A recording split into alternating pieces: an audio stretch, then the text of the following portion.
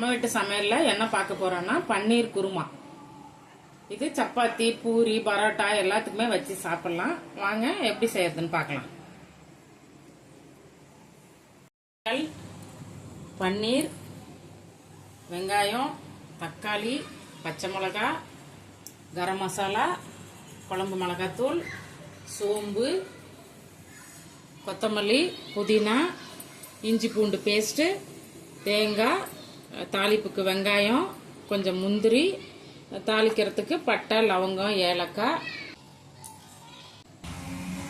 பன்னீர் பரட்டுறதுக்கு மசாலா, கரம் மசாலா, மிளகாத்தூள், சிக்கன் பொடி கொஞ்சமாக மஞ்சத்தூள், கொஞ்சம் கார்ன்ஃப்ளவர் மாவு, லேசாக கார்ன்ஃப்ளவர் மாவு, கொஞ்சம் ஒரு சிட்டி உப்பு போட்டு அதை பரட்டி நம்ம எண்ணெயில் பொரிச்சிக்கலாம். தவாவில் பன்னீரை பொரிச்சிக்கலாம்.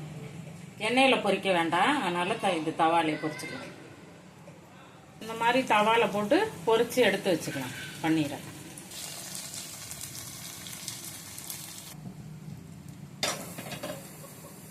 ஒரு கடாய் வச்சுங்க, கொஞ்சமாக எண்ணெய் ஊற்றிங்க, கொஞ்சம் முந்திரி சேர்த்துங்க. முதல்ல முந்திரி வறுத்துருங்க.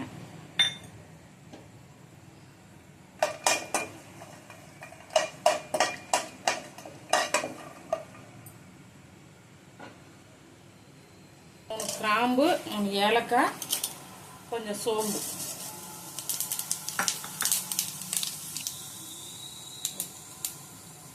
வெங்காயம் போட்டு வதக்கிட்டு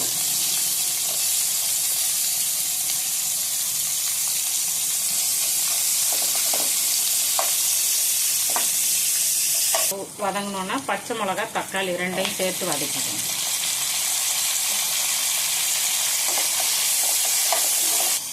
கூடவே தேங்காயும் சேர்த்துக்கணும்.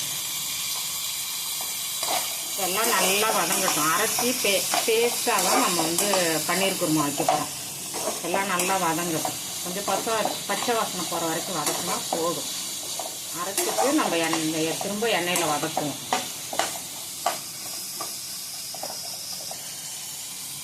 கூட கொஞ்சம் புதினா, கொஞ்சமாக கொத்தமல்லி சேர்த்து எல்லாத்தையும் ஒன்றா வதக்கிக்கணும்.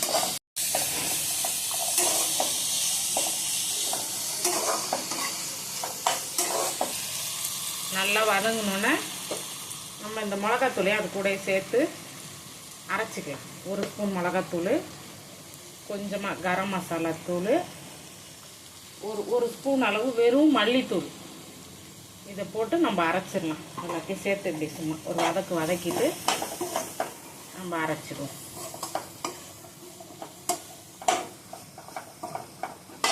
எல்லாத்தையும் மிக்ஸி ஜாரில் மாற்றி அரைச்சிட்டோம்.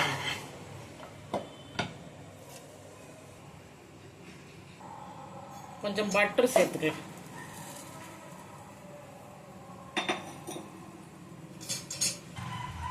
பட்டை, லவங்கம், ஏலக்காய் எல்லாம் போட்டு ஒரு தாளி, ஒரே ஒரு பிரிஞ்சி இலை போட்டுக்கலாம்.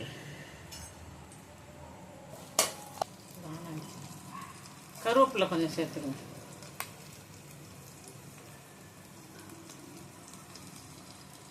இந்த வெங்காயத்தை சேர்த்து, வெங்காயம், கருவேப்பிலை எல்லாம் சேர்த்து நல்லா வதங்கிடும்.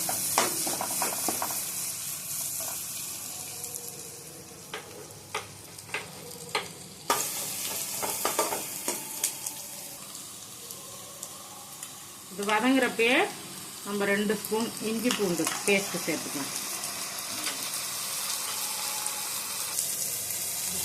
கூட ஒரு 1/4 ஸ்பூன் மஞ்சத்தூள் போட்டுக்கணும். மஞ்சத்தூள் போட்டு எல்லாத்தையும் ஒன்றா வதக்கிட்டு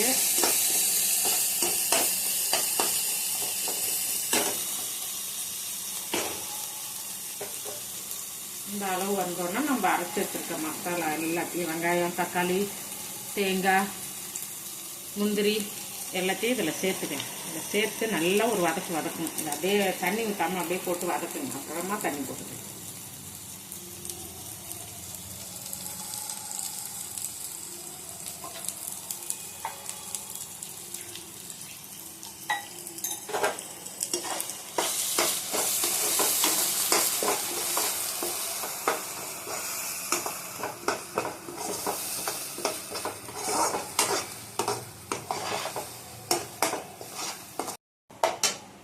தேவையான உப்பு உப்பு சேர்த்துங்க.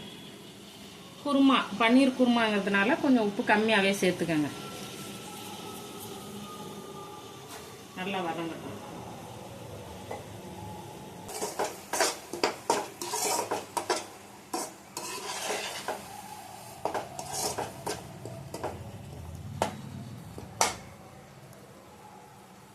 தண்ணி கொஞ்சம் அதில் சேர்த்து வச்சுக்கோங்க. ரொம்ப திக்காக வேணும் கொஞ்சம், ஏன்னா பன்னீர் போடுறதுனால போட்ட உடனே ரொம்ப திக்காகிடும். திக்காக இருந்தால் கொஞ்சம் தண்ணி சேர்த்துங்க. ஏன்னா முந்திரி போட்டிருக்கிறதுனால எல்லாமே அரைச்சி போட்டிருக்கிறதுனால நம்மளுக்கு திக்காக தான் கிடைக்கும் இது. அதனால் கொஞ்சம் தண்ணி கொஞ்சம் தாராளமாகவே சேர்த்துங்க. நான் இன்னும் கொஞ்சம் தண்ணி சேர்த்துக்கிறேன்.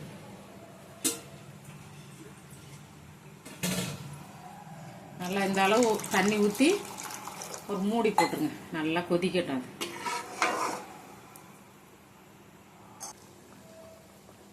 கொதிச்சிருச்சு. நம்ம பன்னீர் குருமா குருமா இப்போ நல்லா கொதிச்சிருச்சு. அதில் நம்ம பொரிச்சு வச்சிருந்த பன்னீரை சேர்த்துக்கலாம். ஸ்டவ்வை கொஞ்சம் சிம்மில் வச்சுக்கோங்க. வச்சு நம்ம பன்னீரை இப்படி சேர்த்துக்கணும். அதில் பொரிச்சு வச்சுருக்கோம்ல அதை இப்படி சேர்த்துக்கணும்.